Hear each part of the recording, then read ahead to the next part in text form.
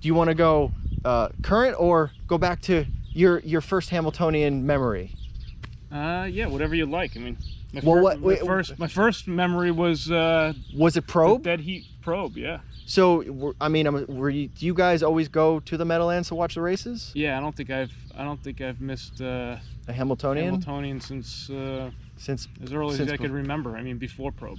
I mean, I'm assuming that's your first memory. Do you have any, like, do you look back on it now and be like, wow, that was pretty cool? Because that's the only dead heat in history. Yeah, no, I mean, I remember, I just thought that's what you did. You go to the Meadowlands first Saturday in August, and you win the Hambletonian. Right? Yeah. We did it like 2 years in a row, and then we had a second like right after that, and it was just like, who's going to win the Hambletonian this year? 89, 90, 94, you had Probe and Harmonious and Victory Dream. So, and I think in between there, MB Felty was second, and so it was a lot of action there as a young kid. You guys have a lot of seconds too, which. Fortunately, unfortunately. Right? It's good and bad. I mean, Hambletonian's one of those few races where you do kind of remember second place. And it's still valuable. I mean, you guys are big on the breeding side, so those things hold value, even though, a second place isn't on the trophy. It's still,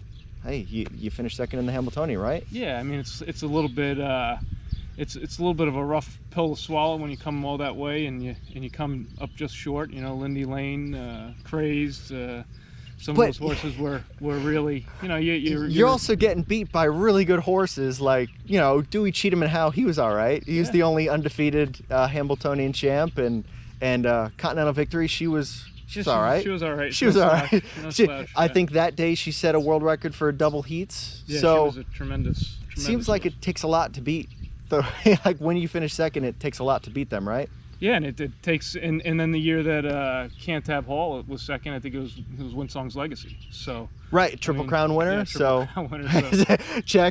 check, right? So it's I think it just speaks to how hard of a race it is to win. Mm-hmm. I think it's changed a little bit, going from heat racing to single dash. I think that changes the complexion of things a bit. But it's still, I mean, it's a race that everybody points for. Mm-hmm. I don't think it's as maybe it doesn't have the complexities that it once had with the heats, but I understand why the changes were made, and it is what it is now, and we just adjust with it. Well, so as a fan, what do you prefer? I mean, as a fan, I think heat racing, there's nothing like it. Okay, and then as an owner / breeder, what do you prefer? I was always a fan of heat racing. Okay. I mean, I'm probably unique in that respect. I know it's hard on the horses, but in my opinion, it's it's like racing in the Belmont or one of these Triple Crown races. Should be a little tough, right? It's supposed to be tough. Yeah. And if that changes the horse's trajectory of their career, it's supposed to be that type of race. Mm-hmm. But if you win it or you show well in it, it means something. And I think it always had that. So I mean, I guess it doesn't really matter now because it's changed. I don't think it's going back.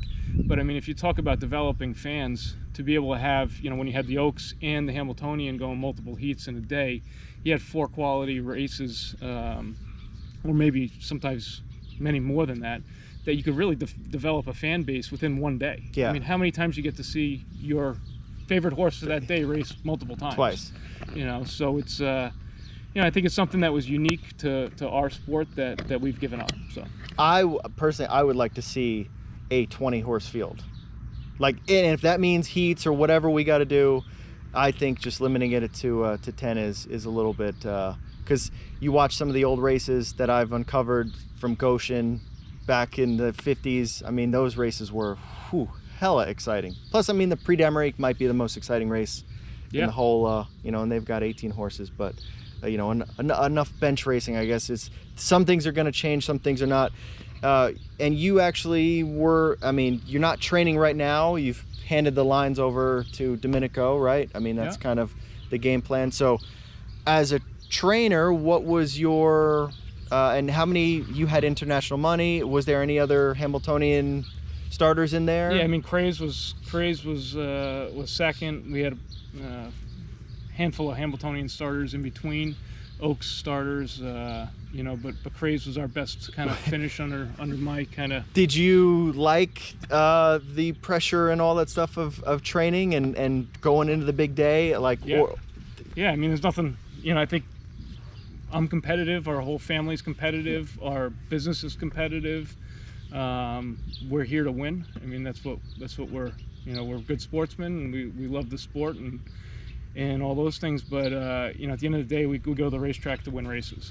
With Craze, I mean, he got beat by Deweycheatumnhowe, and again, going back to finishing second, do you prefer to go into a race as like the best horse, you guys got to beat us, or do you like taking down, you know, the best horse, where in that case Dewey was undefeated and the star of the show, and he still, you know, he won, he did his job, but which situation would you prefer to be in? I think you always prefer to have the best to horse, be the right? top dog. Yeah. Whether the public perceives it that way or not, I think you want to go into the race feeling that you have the best chance to win. So with Crazed,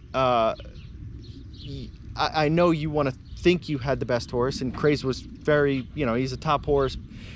Was there certain, like, how are we going to beat him, or do you leave that up to Timmy to figure out how to beat a horse like Dewey? Yeah, I mean, at that point, you know, Tim had done a great job developing that horse with us.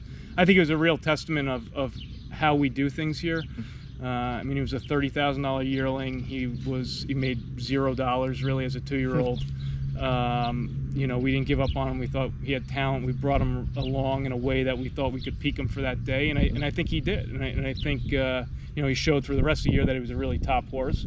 But we put him in the best place and the best opportunity to win that race that we could, and he came up a half a length short against one of the greatest Hambletonian winners of all time. And Ray Schnicker was a mentor of mine. It was a special time for me and the whole barn. So. Okay, so you were kind of like, all right, I guess if I'm gonna get beat, I'll get beat by Ray. Like, that's kind of one of those. You know, we had a great year, kind of chasing each other around, and Dewey winning most, but I think we did. Craze still made a lot by. of money. You can still make a lot of finishes second. Yeah. So you raised an interesting point. Like, I've noticed over the last couple of years, and maybe, you know, the road to the Hambletonian has changed. There's different races that are pulled before the Hambo, after you know. Now you're starting to see horses very late coming into the Hambletonian, sometimes with only 2 starts, 3 starts. Is that something that you now try to focus on? Like, hey, if we got to win the Hambletonian, we really can't be racing in May. Whereas in years past, there's a lot of horses that started in May and they just kind of, you know, were in mid-season form, as opposed to now everybody's trying to just get that right peak right at the Hambletonian, and then whatever happens after it you know, it happens. Yeah, so I can answer that a couple different ways. I think you're right. I think you're going to see a lot of different things play out even this year. I think Joviality's road is a unique one. Yeah. I think, you know, going to Yonkers, I give the ownership a lot of credit for taking that risk and going there. I mean, she's tremendous on a small track and showed it. You know, what Rebuff is going to go into the elims off of 2 starts and a world record. I mean, really impressive.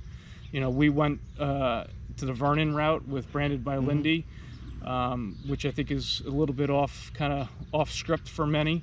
But, you know, I think the reality is the speed is so incredible right now, in the strains of racing and just the constant pressures that these horses are on, is that if you squeeze the lemon too quickly or too hard here,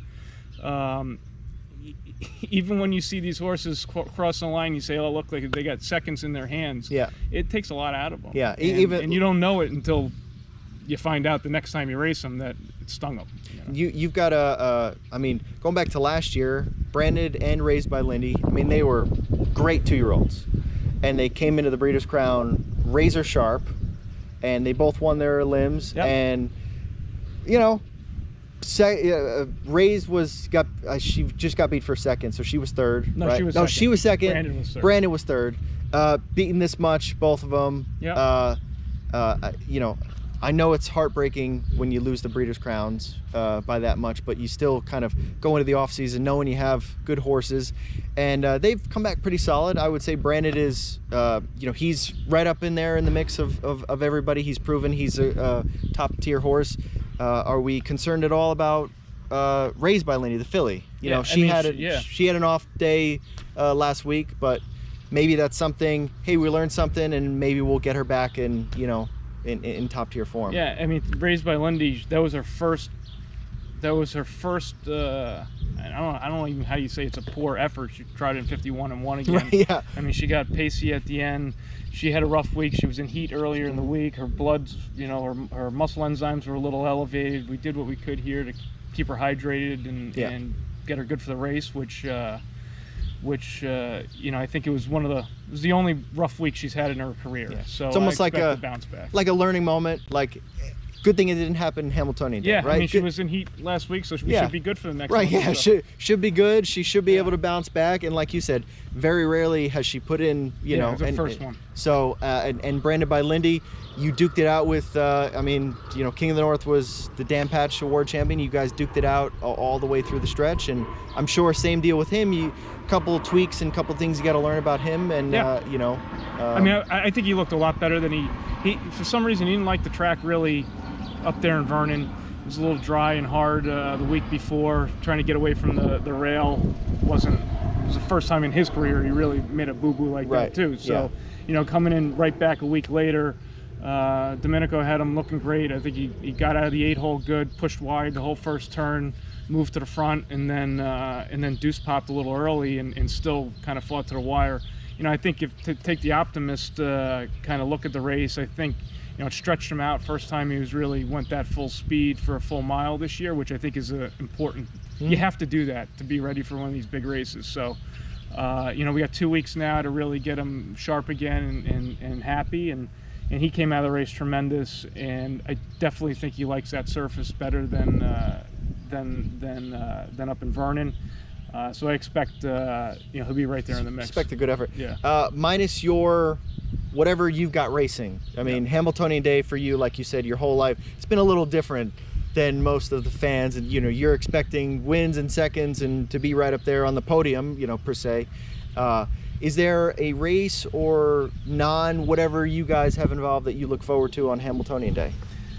Yeah, so I think you know, I always look forward to the 2-year-old races. You know, I think that the Doherty and the Houghton, those are always interesting races to see the early speed that these 2-year-olds have. We purposely didn't stake anything there this year. Just seen that to be a pretty taxing race on some of these young horses. So we change our model kind of yearly. Well, things. I like those races. They're a lot of fun. I would say there's only 2 Peter Houghton winners who've won the Hambletonian. You know who they are? Dewey and Muscle Hill. Dewey didn't go in the but Donato, Donato and Muscle Hill. But I mean, that's like you said, it's a taxing race. So almost, you know, I always say, if you want to win the Hambletonian, you don't really need to point towards that race. So it's a tough race, but it's a good one. Tough race, and it's a good one to see the young stallions that are out there. Okay. You know, to see first crop stallions who's in the race. I mean, you saw, like, you know, what Wallner did last year. Right. I mean, they were all over those 2 races, and it kind of was a foreshadowing of what I think is going to be one of the greatest sires we've ever seen. Okay, I do like that. I hadn't thought about that. You're looking at it from the breeder's perspective of what's the next sire going to be, and usually those ones who make a mark, they're the ones, like you said, maybe Wallner's one of the ones we'll be looking. He's going to be at the top of all the leaderboards when we close this thing out. Yeah, because you're going to see the stallions that are producing precocious horses. You know, horses that really, I mean, if you're ready for that race, you're a pretty self-made horse. You know, so. Okay, well, enjoy it. Can you enjoy Hambletonian Day? We always do. Okay, it's a great event. We love the racing, and absolutely. I guess when you win a couple, I mean, yes, you want to win more, but you can almost have a, you know, versus somebody who hasn't won, you're like always chasing, right? Chasing the carrot. But once you've gotten the carrot a couple times, you're like, okay, let's take it. No, you're always chasing the carrot. Chase the carrot harder. You just chase the carrot harder. Yeah. You want another carrot down the road. Exactly. All right. Well, good luck and enjoy the festivities and the race day, and you know, we'll maybe see those 2 back to back. Boom, boom. I hope so. And thanks for coming up to Connecticut. Yeah. Thank you.